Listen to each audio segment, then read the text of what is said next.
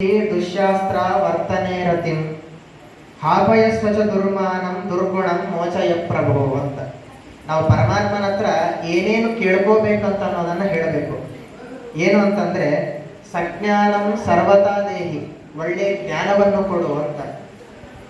ಜ್ಞಾನ ಅಂತ ಅನ್ನೋದು ಬೇಕಾದಷ್ಟು ರೀತಿ, ಯಾರು ಬೇಕಾದ ಹೆಂಗ್ ಬೇಕಾದಂತ ತಿಳ್ಕೋಬಹುದು.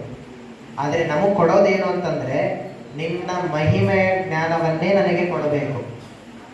ಯಾವಾಗಲೂ ಕೂಡ ನಿನ್ನ ಮಹಿಮೆ ಅಂತ ಅನ್ನೋದು ನನ್ನ ಕಿವಿಯಲ್ಲಿ ಹೋಗ್ತಾ ಇರಬೇಕು, ನಿನ್ನ ದರ್ಶನ ಅಂತ ಅನ್ನೋದು ನನ್ನ ಕಣ್ಣು ಮಾಡ್ತಾ ಇರಬೇಕು, ನಿನ್ನ ಸ್ತೋತ್ರಗಳನ್ನ ನನ್ನ ಬಾಯಿ ಮಾಡ್ತಾ ಇರಬೇಕು, ನಿನ್ನ ನೈವೇದ್ಯವನ್ನ ನಾನು ಯಾವಾಗಲೂ ಧಾರಣೆಯನ್ನು ಮಾಡ್ತಾ ಇರಬೇಕು. ಹೊಟ್ಟೆಯೊಳಗೆ ನಿನ್ನ ನೈವೇದ್ಯವೇ ಇರಬೇಕು ಹೊರತು ಬೇರೆ ಯಾವುದೋ ನೈವೇದ್ಯವಲ್ಲ.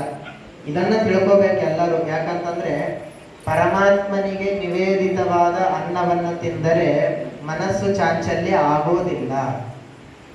ಅನ್ಯದೈವಸ್ಯ ನೈವೇದ್ಯಂ ಭುಕ್ತ್ವಾ ಚಾಂದ್ರಾಯಣಂ ಚರೇತ್ ಅಂತ ಹೇಳಿದ್ದಾರೆ.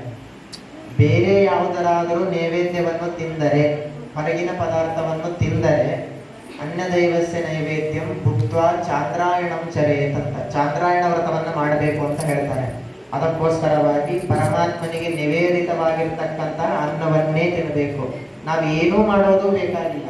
ನೀರು ಕುಡಿತಾ ಇರ್ತೀರ ಮನೆಯಲ್ಲಿ, ನೀರು ಕುಡಿಯೋಬೇಕಾದಾಗ ಕೃಷ್ಣಾರ್ಪಣ ವಸ್ತು ಇಷ್ಟಂದ್ರೆ ನೀರು ಕುಡಿದ್ರೆ ಸಾಕು, ಪರಮಾತ್ಮ ಪ್ರೀತನಾಗಿ ಹೋಗ್ತಾನೆ.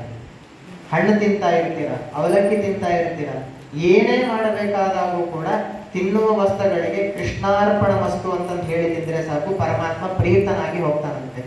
ಅದಕ್ಕೋಸ್ಕರವಾಗಿ ಮತ್ತೇನ್ ಕೇಳಬೇಕು ಅಂತಂದ್ರೆ ಸತ್ಸಂಗಂ ಸತ್ಕ್ರಿಯಾಂ ಚೈವ ಪಾದೋ ಕ್ಷೇತ್ರ ಸರ್ಪಣೆ. ನನ್ನ ಕಾಲಿದೆಯಲ್ಲ, ನನ್ನ ಕಾಲು ಯಾವಾಗಲೂ ನನ್ನ ಕಾಲಿಗೆ ಶಕ್ತಿಯನ್ನ ಕೊಡಬೇಕು. ನೀನು ಪರಮಾತ್ಮನ ಹತ್ರ ಕೇಳ್ಕೋಬೇಕು ನಾವು, ನನ್ನ ಕಾಲಿಗೆ ಯಾವಾಗಲೂ ಶಕ್ತಿಯನ್ನ